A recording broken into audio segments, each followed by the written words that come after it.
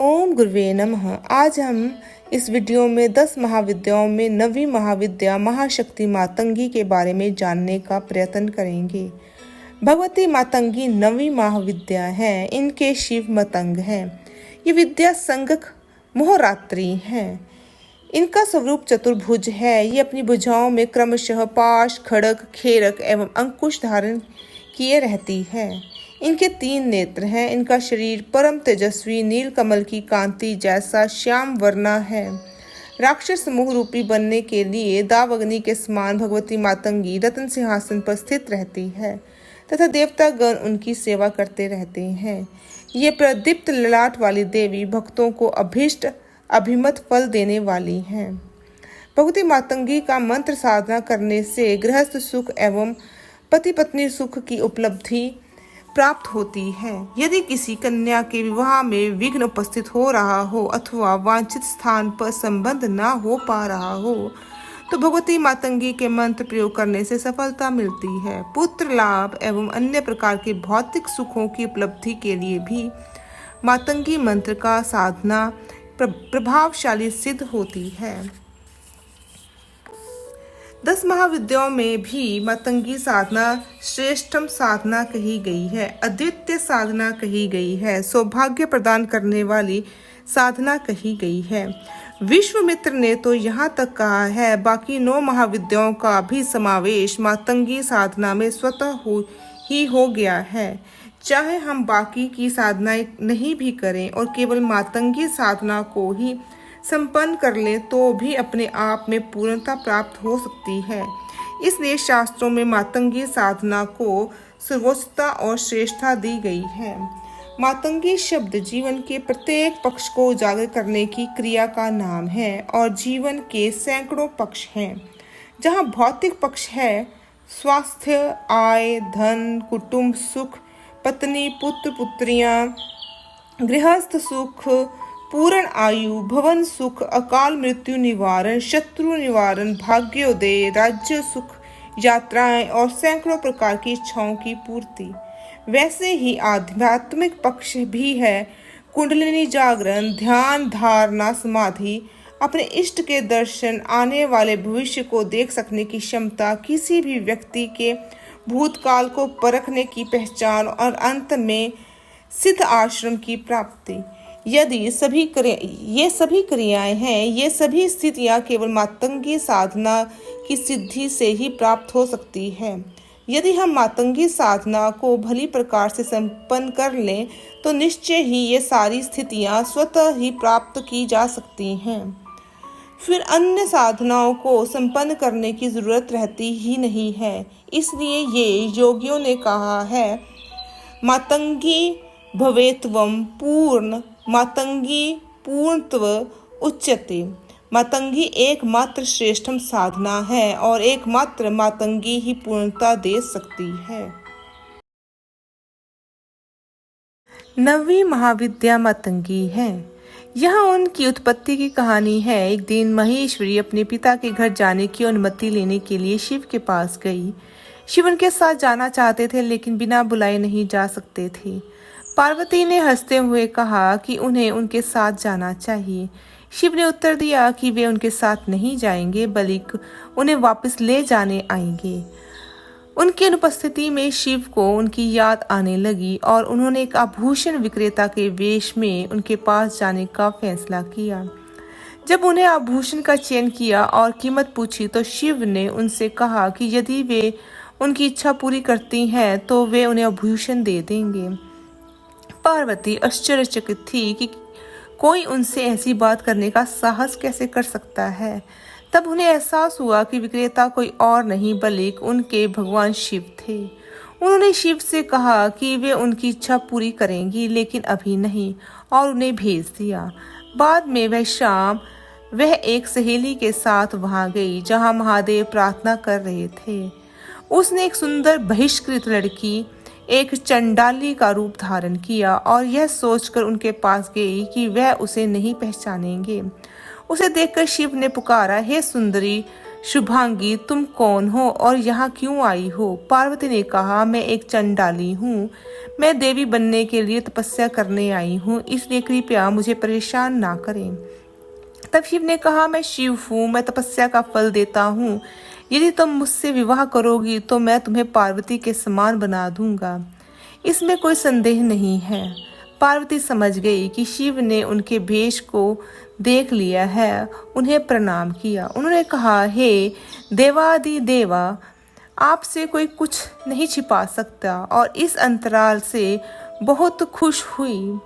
शिव ने कहा, देवी, आपने यह रूप इसलिए धारण किया क्योंकि आप मुझसे प्रार्थना करना चाहती थी, और इसलिए मैं आपको मातंगी नाम देता हूँ। मातंगी सृष्टि के सभी अंगों का माप और सभी इच्छाओं की सर्वोच्च देवी है। शक्ति संगम तंत्र उच्चिष्ट मातंगनी के जन्म का वर्णन किया गया है। एक बार भगवान विष्णु और उनकी पत्नी लक्ष्मी ने शिव और उनकी पत्नी पार्वती सती का अवतार से मुलाकात की और उन्हें बढ़िया भोजन का भोज दिया। भोजन करते समय देवताओं ने कुछ भोजन जमीन पर गिरा दिया, जिससे एक सुंदर कन्या उत्पन्न हुई, जो देवी सरस्वती का स्वरूप थी, जिसने उनसे बचा हुआ खाना मांगा। चारों देवताओं ने उन्हें अपना बचा हुआ भोजन प्रसाद के रूप में दिया। भोजन, जिसे सबसे पहले देवता द्वारा खाया जाता था, पवित्र बना दिया जाता था। इसकी व्याख्या देवता के उच्चिष्ट के रूप में की जा सकती है। हालांकि इसके नकारात्मक अर्थ के कारण प्रसाद के संबंध में उच्चिष्ट शब्द का कभी भी स्पष्ट रूप से प्रयोग नहीं किया जाता है।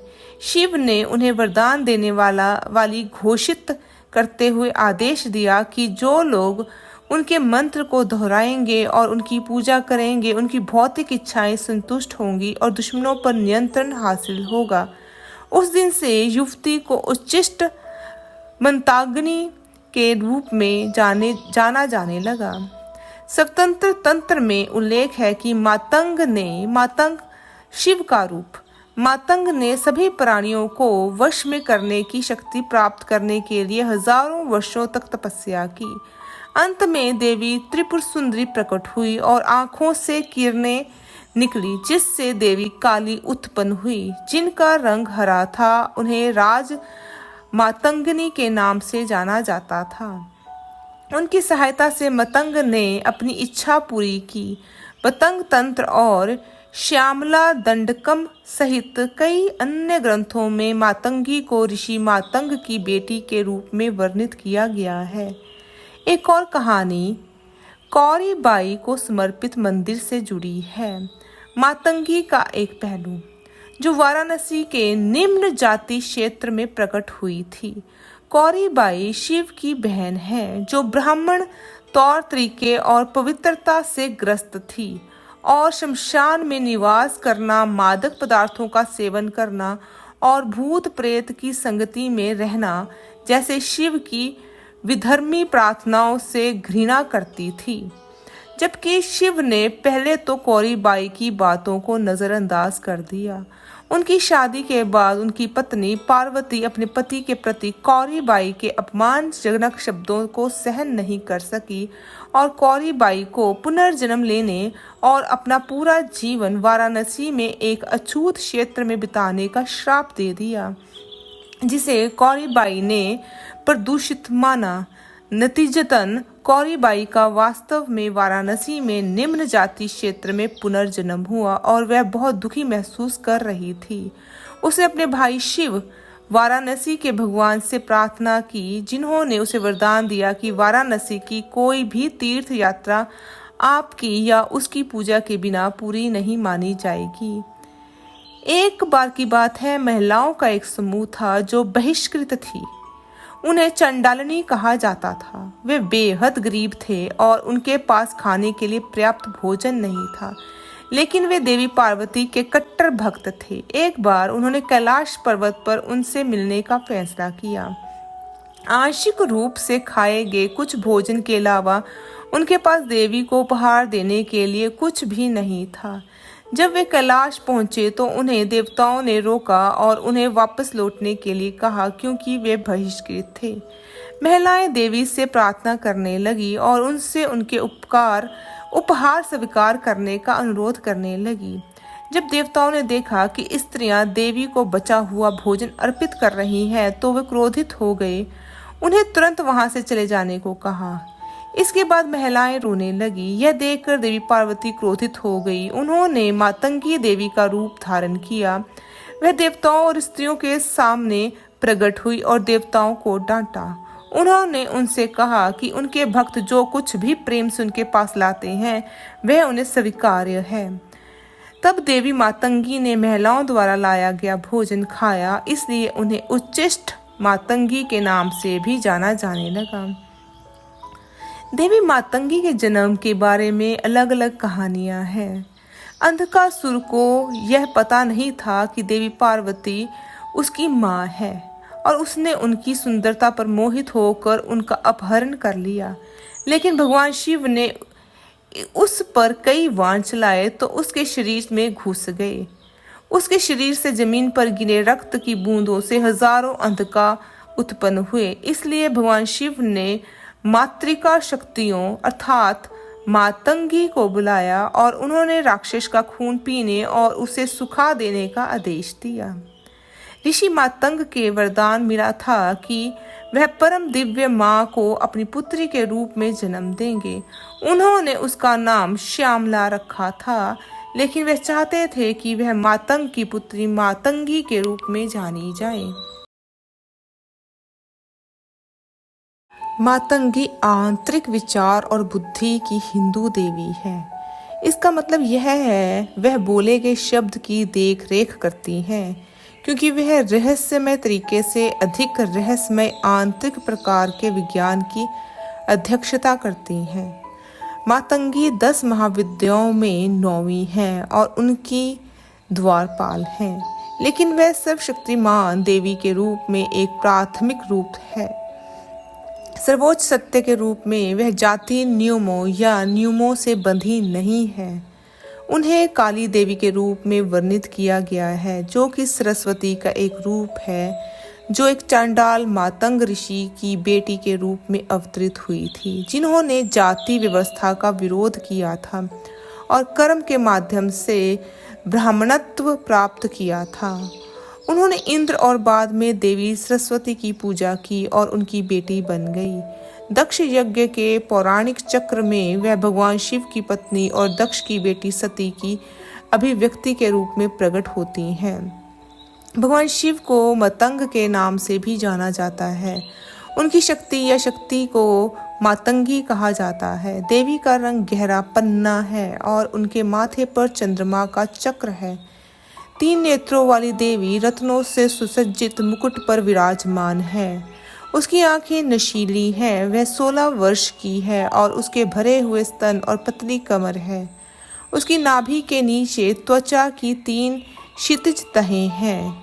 उनकी चमक नीले कमल के समान और जंगल की आग के समान विनाशक है।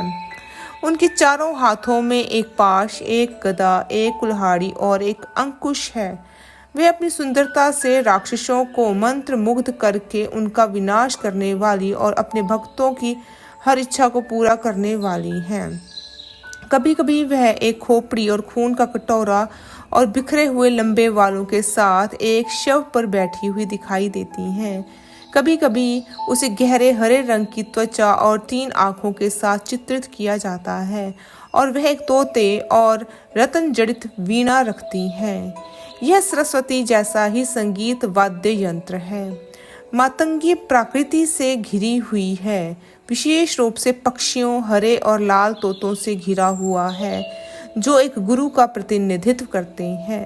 पौराणिक कथाओं में मातंगी का संबंध उच्चिष्ठता मातंगनी से है, जो प्रदूषण से प्यार करती है। इसकी उत्पत्ति के बारे में बताया गया है। उच्चिष्ठता का अर्थ है थूक, अपवित्र या प्रदूषित। इस प्रसाद से एक कन्या उत्पन्न हुई जिसे उच्चिष्ट मातंगनी के नाम से जाना जाता है। मातंगी तंत्र से भी जुड़ी हुई है। स्वतंत्र तंत्र कथा में ऋषि मतंग ने सभी प्राणियों को दबाने के लिए तपस्या की। काफी समय के बाद देवी त्रिपुर सुंदरी प्रकट हुई और उन्होंने अपनी आंखों से किरणें छोड़ी, जिससे काले हरे रंग की साथ प्रकट हुई और राज मतंगनी का रूप धारण कर लिया। इस प्रकार सभी प्राणियों को नियंत्रण में लाया गया। मतंगी देवी त्रिपुर सुंदरी की सलाहकार हैं, जो उन्हें वाणी और ज्ञान पर अधिकार प्राप्त करने के लिए बुलाती हैं। ऐसा कहा जाता है कि मतंगी मदुरई में स्वयं को देवी मीनाक्षी अम्मन के रूप में प्रकट करती हैं। उन्हें अल्लामा के रूप में भी पूजा जाता है और यह परशुराम द्वारा एक वैरागी महिला पर रेणुका का सिर रखने के मिथक से जुड़ी हुई है। रेणुका रेणु की पुत्री थी। उनका विवाह ऋषि जमदग्नि से हुआ था और उसके पुत्र परशुराम थे। इस प्रकार मतंगी अलग अलग अवधारणाओं में प्रकट होती हैं। उनके ध्यान भी विविध हैं। उनका रंग सफेद से लेकर तांत्रिक सरस्वती को चित्रित करने तक हो सकता है। आदिवासी चांडाल को चित्रित करने के लिए भूरा या काला या मदुरई मीनाक्षी के रूप में हरा या श्यामला या काली के रूप में भी पहचानी जाती हैं। देवी मातंगी विचार का अवतार है। दिव्य वाणी के रूप में वह बोले गए शब्द के साथ साथ कला, संगीत और नृत्य के सभी रूपों सहित आंतरिक ज्ञान की बाहरी अभिव्यक्ति की देवी है। मातंगी का संबंध बुद्धि और ज्ञान की देवी सरस्वती से है। वह आंतरिक ज्ञान की और निर्देशित सरस्वती का रूप है। वह गुरु की शिक्षाओं और दुनिया में आध्यात्मिक शिक्षा की निरंतरता का प्रतिनिधित्व करती है। उनका सम्मान करके हम गुरु का भी सम्मान करते हैं। जो लोग दूसरों को शिक्षा देना चाहते हैं, उन्हें मातंगी की कृपा प्राप्त करनी चाहिए। वह ब्रह्मांडीय शक्ति है जो गृहस्थ की मुख्य वस्तुएं धर्म, अर्थ, काम और मोक्ष प्रदान करके उसके जीवन को आरामदायक बनाती हैं। वह सौंदर्य, विवाह, सुख, जीवन और भौतिक लाभ की देवी हैं। मातंगी के भक्तों को उनके चुने हुए क्षेत्र में कविता, संगीत, नृत्य और ललित कला में प्रवीणता का आशीर्वाद प्राप्त करने के लिए जाना जाता है। देवी मातंगी पूर्णिमा नशे की रात से जुड़ी हुई है। महाविद्याएं दिव्य माँ की किसी न किसी अभिव्यक्ति या का प्रतिनिधित्व करती हैं। इस अर्थ में उन्हें विद्याओं या तांत्रिक ज्ञान के विभिन्न दृष्टिकोणों के रूप में भी माना जाता है। मातंगी कंठ चक्र में निवास करती हैं और चंद्रमा के समान कांतिमान है। यह वाणी का केंद्र है। वह गीत का प्रकट रूप है और संपदनात्मक ध्वनि नाद है जो हमारे पूरे शरीर और दिमाग में सूक्ष्म चैनलों नाड़ियों में बहती है। एक विशेष नाड़ी या चैनल है जो तीसरी आंख से जीभ की नोक तक चलता है, जो उससे संबंधित है। यह मन से वाणी के माध्यम से उसकी अभिव्यक्ति तक की प्रेरणा की धारा है। मातंगी इस चैनल के माध्यम से आनंद के प्रवाह का प्रतिनिधित्व करती है, जिसे महान साहित्यिक, काव्यात्मक और अन्य कलात्मक कार्यों के रचनाकारों द्वारा अनुभव किया जाता है, जिसके परिणाम स्वरूप रचनात्मकता की शानदार अभिव्यक्ति होती है। श्री मातंगी देवी अधिक सामान्यतः ज्ञात देवी रूपों में से एक नहीं है। हालांकि वह तिब्बत के ठंडे पहाड़ों से लेकर तमिलनाडु के भाप से भरे जंगलों तक पूरे भारतीय उपमहाद्वीप में अलग अलग अवधारणाओं में दिखाई देती हैं। उनके ध्यान बहुत विविध हैं और तंत्र से परामर्श के आधार पर काफी हद तक बदलते हैं। उनका रंग सफेद एक तांत्रिक सरस्वती है से लेकर भूरा या काली वह एक आदिवासी चांडाल है, एक बहिष्कृत से लेकर नीला या हरा एक मीनाक्षी, मुद्रई और काली का रूप भी है। 2 या 4 भुजाओं वाला विभिन्न अलग अलग हथियारों और अन्य वस्तुएं रखने वाली है। वह एक वेदी पर बैठी है और उसका मुस्कुराता हुआ चेहरा और हरा रंग है। उसकी आंखें नशीली और उसके वस्त्र और उनके सभी आभूषण लाल हैं। उनके गले में कदम्ब के फूलों की माला है। वह 16 साल की है और उसके स्तन बहुत भरे हुए हैं और कमर बहुत पतली है। वे अपनी बाईं ओर एक खोपड़ी रखती है और अपनी दाहिनी ओर एक खून से सना काटने वाला ब्लेड रखती हैं और वह एक रत्न जड़ित वीणा बजाती हैं। उसके वाल लंबे और जंगली हैं और चंद्रमा की डिस्क उसके माथे को सुशोभित करती हैं। उसके चेहरे के चारों ओर हल्का पसीना आता है जो उसे और अधिक सुंदर और चमकदार बनाता है। उसकी नाभि के नीचे त्वचा की 3 क्षैतिज तहें और बारीक बालों की एक पतली खड़ी रेखा है। वह रत्न जड़ित आभूषणों की करधनी, साथ ही कंगन, बाजूबंद और झुमके पहनती है। वह 64 कलाओं का प्रतिनिधित्व करती है। उसके बगल में 2 तोते हैं। मातंगी सर्वशक्तिशाली देवी का एक प्राथमिक रूप है जिसे हिंदू धर्म में देवी के नाम से जाना जाता है।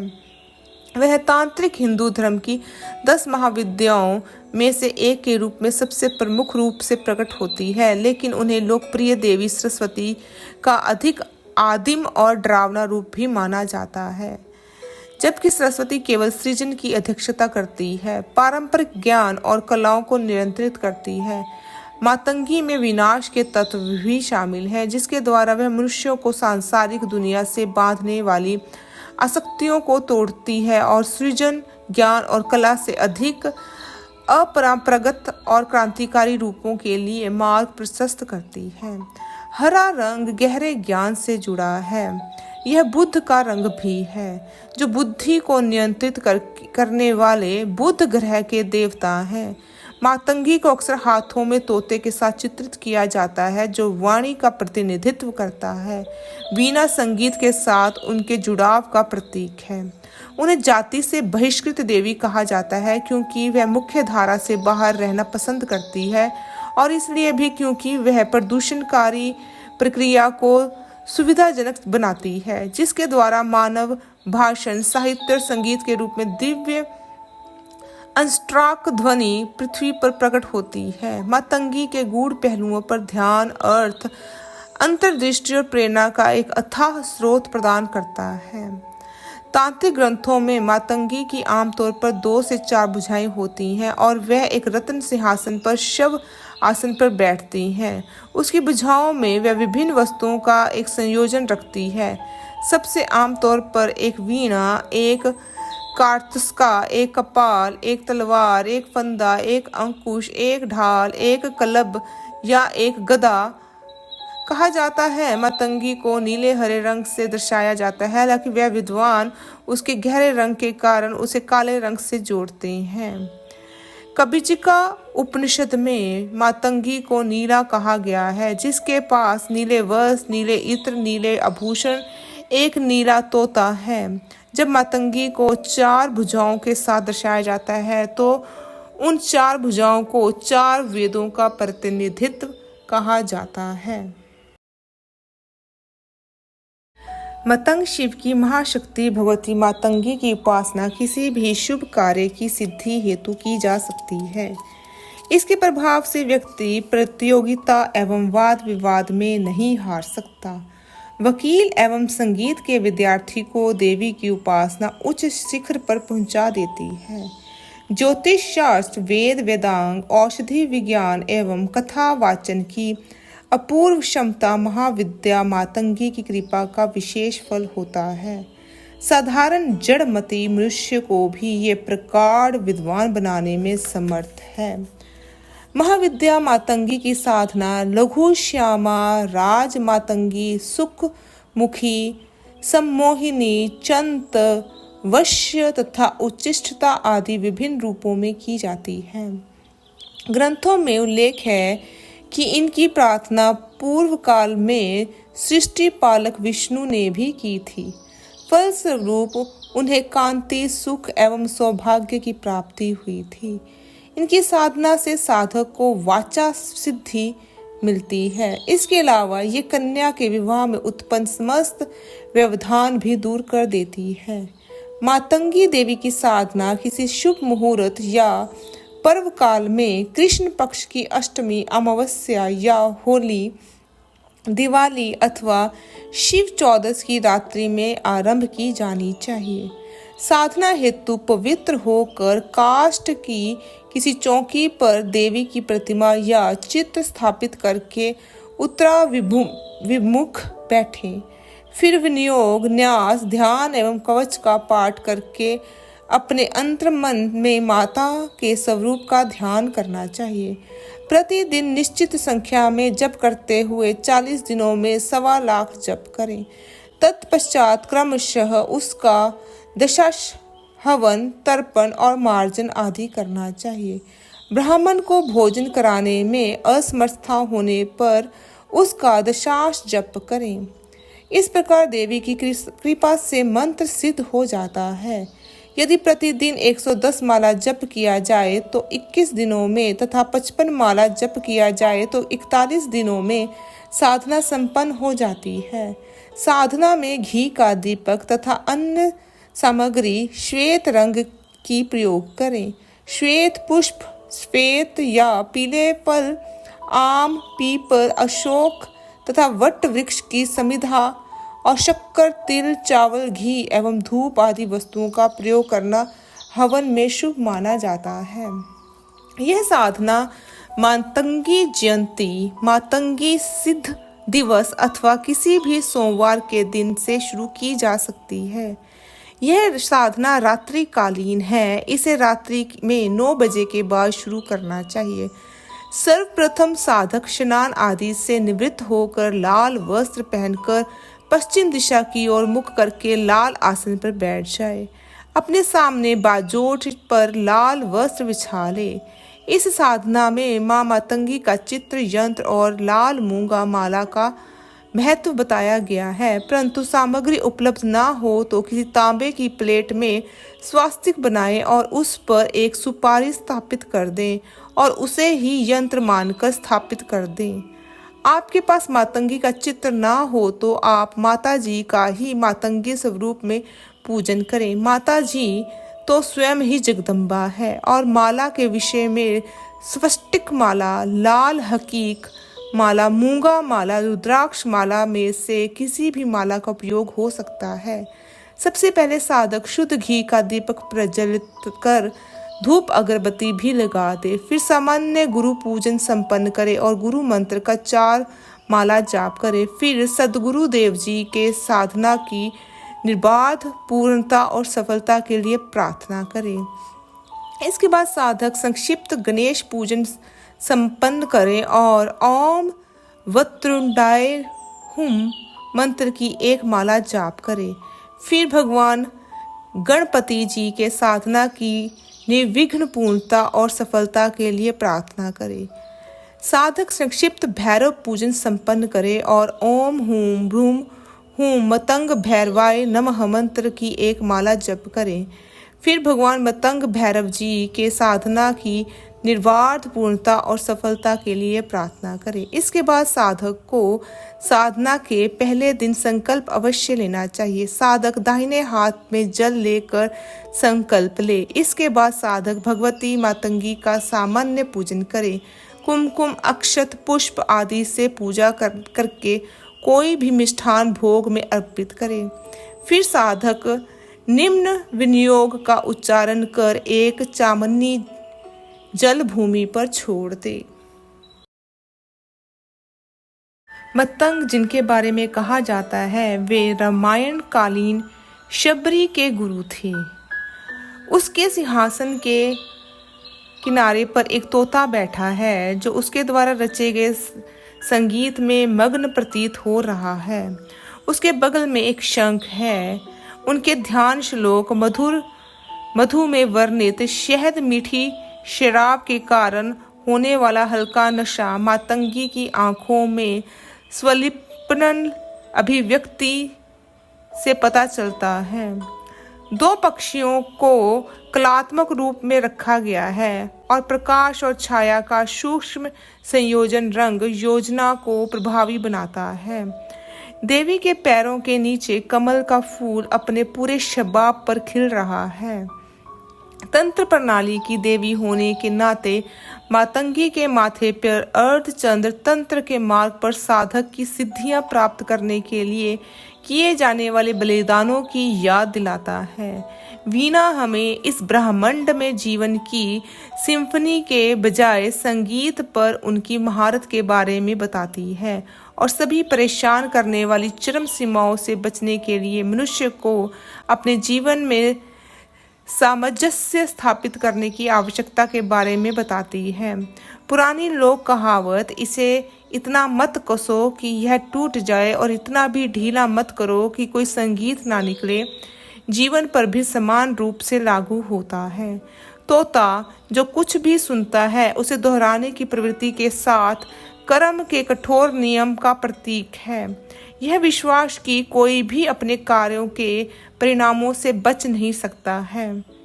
यह प्रकृति की दुनिया का भी प्रतिनिधित्व करता है। कमल पर एक पैर के साथ देवी शांति और स्थिरता में स्थलीय दुनिया को नियंत्रित करती है, जबकि दूसरा पैर उसके सिंहासन पर उठा हुआ आकाशीय डोमेन पर उसकी संप्रभुता का प्रतिनिधित्व करता है। मातंगी देवी देवी सरस्वती का तांत्रिक रूप है। वह उन्हीं की तरह ज्ञान, वाणी, संगीत और कला की देवी है। जहाँ देवी सरस्वती शांत और संयमित है, वहीं मातंगी देवी उग्र और आक्रामक है। कुछ लोग अलौकिक शक्तियां प्राप्त करने या अपने शत्रुओं पर अंकुश लगाने के लिए उनकी पूजा करते हैं। देवी मातंगी भी 10 महाविद्याओं में से एक है। मातंगी विचारों और मन की अभिव्यक्ति के रूप में बोले गए शब्द वैखरी की शक्ति का प्रतिनिधित्व करती हैं। वह वाणी को सुनने और समझने तथा उसे वापस ज्ञान और विचार में परिवर्तित करने की शक्ति से भी संबंधित है। बोले गए शब्दों के अलावा वह आंतरिक विचार और ज्ञान की अन्य सभी अभिव्यक्तियों जैसे कला, संगीत और नृत्य को भी नियंत्रित करती है। मातंगी भाषण के माध्यमा की अध्यक्षता करती है, जहाँ विचारों को बोले गए शब्द में अनुवादित किया जाता है और उनकी सर्वोच्च भूमिका में परावैखरी का प्रतिनिधित्व करती है। भाषण के माध्यम से प्रकट हुए सर्वोच्च शब्द और जो शास्त्रों के ज्ञान को समाहित करता है, उन्हें विद्या और वाणी की देवी तथा ज्ञान और प्रतिभा प्रदान करने वाली के रूप में वर्णित किया गया है। उन्हें पवित्र मंत्रों की स्वामिनी, मंत्रिणी भी कहा जाता है। वह एक गुरु के शब्द का भी प्रतिनिधित्व करती है, जो आध्यात्मिक मार्गदर्शक के रूप में कार्य करता है। मातंगी को गले के चक्र, वाणी की उत्पत्ति और जीभ की नोक पर निवास के रूप में वर्णित किया गया है। वह तीसरी आंख से जीभ की नोक तक सरस्वती नामक चैनल से भी जुड़ी हुई है। डेविड फ्रॉले के अनुसार अशुद्ध के रूप में उसका वर्णन बोले गए शब्दों की प्रकृति को संदर्भित करता है, जो चीजों को लेबल करता है, उन्हें रूढ़िबद्ध करता है, जिससे चीजों की आत्मा के साथ वास्तविक संपर्क में बाधा आती है। देवी को ऐसे व्यक्ति के रूप में वर्णित किया गया है जो व्यक्ति को शब्दों का सही तरीके से उपयोग करने और उससे परे जाकर आत्मा और आंतरिक ज्ञान की तलाश करने में मदद करती हैं, जो परंपरा की सीमांकित सीमाओं के बाहर है। मातंगी को मुख्य धारा हिंदू धर्म की ज्ञान और कला की देवी सरस्वती का तांत्रिक रूप माना गया है, जिनके साथ वह कई गुना साझा करती है। दोनों संगीत का प्रतीक हैं और वीणा बजाए हुए चित्रित हैं। इन दोनों को नाद, ध्वनि या ऊर्जा भी कहा जाता है, जो शरीर में नाड़ी चैनलों के माध्यम से बहती हैं, जिसके माध्यम से जीवन शक्ति बहती है।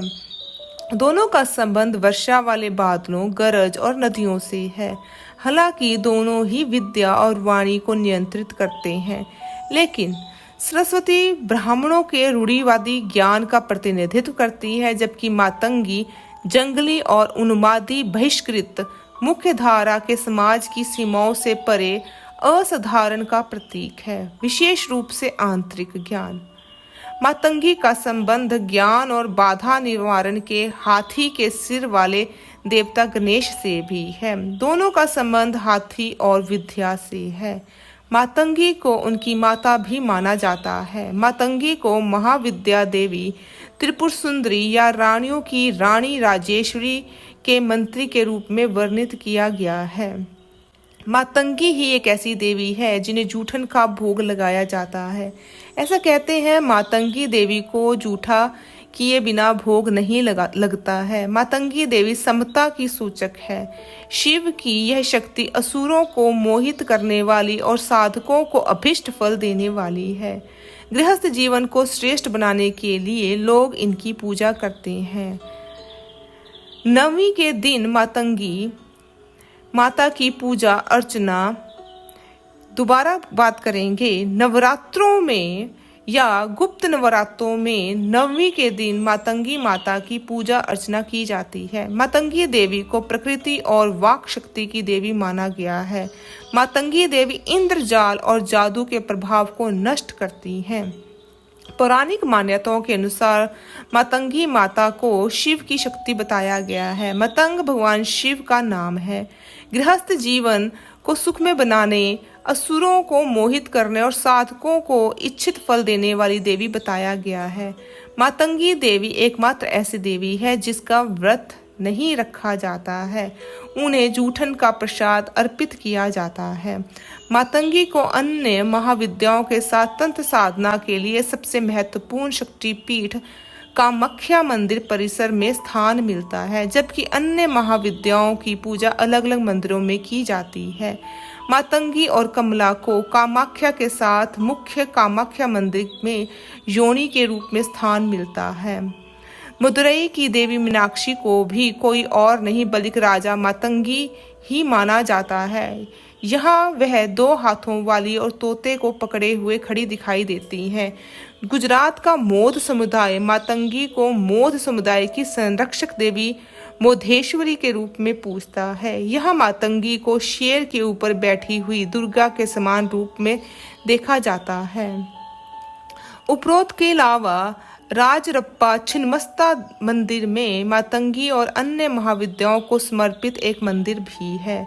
दक्षिण भारत में ऐसे कई मंदिर हैं जहां मातंगी को श्रीकुल परंपरा में देवी ललिता के प्रधानमंत्री श्यामला या मंत्रणी के रूप में पूजा जाता है। मातंगी को अक्सर प्रदूषण से जोड़ा जाता है। विशेष रूप से बचा हुआ या आंशिक रूप से खाया हुआ भोजन उच्चिष्ट, जिसे हिंदू धर्म में अशुद्ध माना जाता है, उसे अक्सर ऐसे प्रदूषित बचे हुए भोजन की पेशकश की जाती है और एक किंवदंती में उसका जन्म उसी से हुआ बताया गया है। मातंगी को खुद बचे हुए या अवशेष के रूप में वर्णित किया गया है, जो दिव्य आत्मा का प्रतीक है, जो सभी चीजों के नष्ट होने के बाद बचा रहता है। बचे हुए भोजन के पश्चात के संरक्षण के रूप में वह अशुद्धता और सामाजिक मानदंडों के निषिद्ध उल्लंघन का प्रतीक है। मातंगी को अक्सर जाति से बहिष्कृत और अपवित्र बताया जाता है। प्रदूषण के साथ उसका जुड़ाव मुख्य रूप से प्राचीन हिंदू समाज में प्रदूषित माने जाने वाले बहिष्कृत समुदायों के साथ उनके संबंध में से जुड़ा है। ये सामाजिक समूह अपशिष्ट संग्रहण, मांस प्रसंस्करण और शमशान घाटों में काम करने जैसे अशुभ और प्रदूषित माने जाने वाले व्यवसायों में लगे हुए हैं। नेपाली संदर्भ में ऐसे समूहों को सामूहिक रूप से मातंगी कहा जाता है, जो अपशिष्ट मानव अपशिष्ट सहित और अन्य अशुभ चीजें एकत्र करते हैं और अक्सर गांवों के बाहर रहते हैं। इस प्रकार वह मृत्यु, प्रदूषण, अशुभता और प्राचीन हिंदू समाज की परिधि से जुड़ी है। वह समानता का प्रतिनिधित्व करती है क्योंकि उनकी पूजा उच्च और निम्न जाति के लोग दोनों ही करते हैं। आगे चल के हम मातंगी देवी से संबंधित त्योहारों के बारे में जानते हैं। मातंगी जयंती देवी के लिए मनाया जाने वाला मुख्य त्योहार है।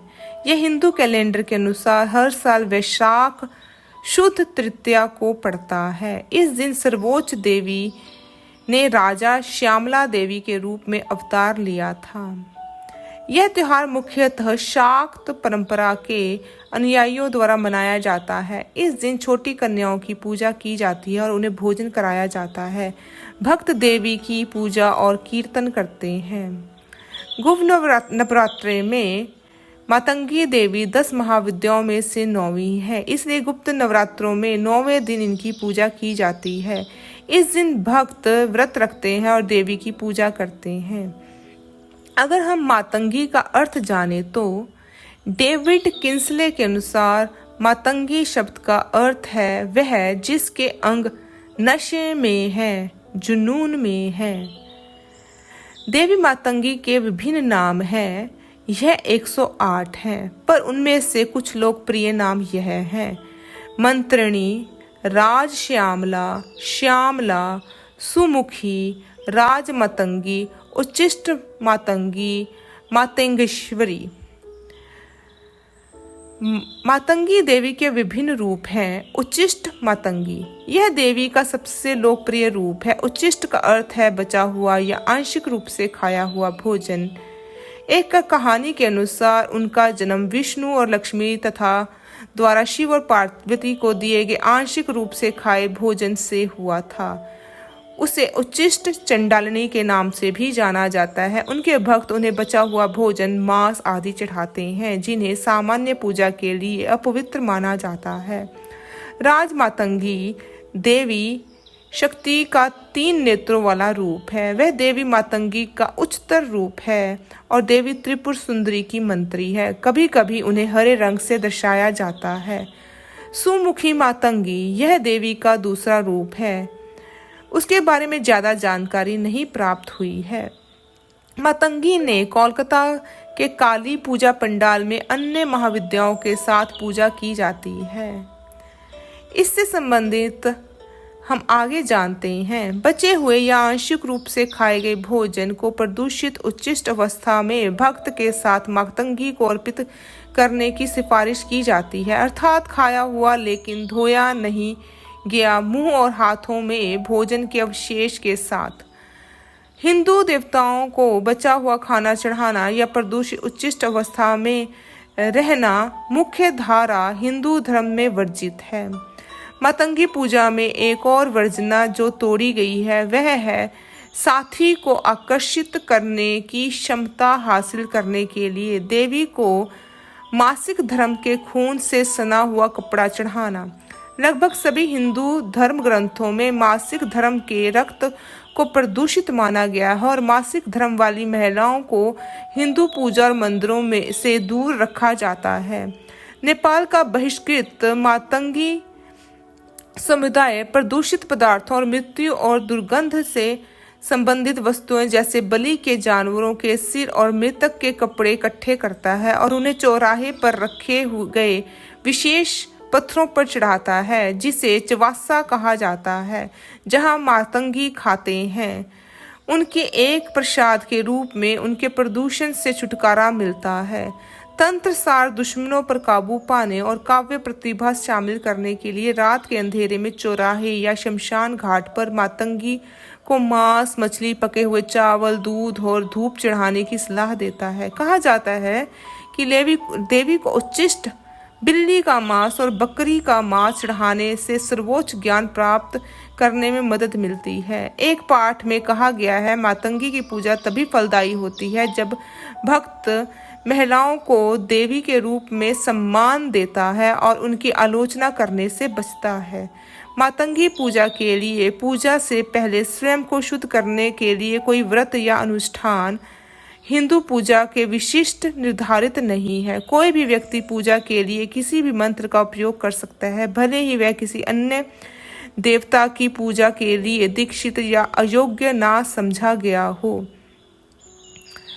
नान्यावर्त तंत्र में से एक महान नाम वाला भजन और रुद्रया माला से 100 नाम वाला भजन देवी को समर्पित है। संस्कृत वर्णमाला का पाठ, मंत्रों का जाप, धर्म ग्रंथों का ऊंचे स्वर में पढ़ना और संगीत और नृत्य का प्रदर्शन भी उनकी पूजा के अभिन्न अंग के रूप में वर्णित है। मातंगी की पूजा अक्सर मंत्र अक्षर एम से की जाती है, जो सरस्वती से जुड़ा है और ज्ञान, शिक्षा और शिक्षण का बीज अक्षर है। आपको यह वीडियो कैसा लगा? कृपया कमेंट बॉक्स में कमेंट करें। वीडियो को लाइक तथा शेयर भी करें। चैनल को सब्सक्राइब करें। ओम तत्सत।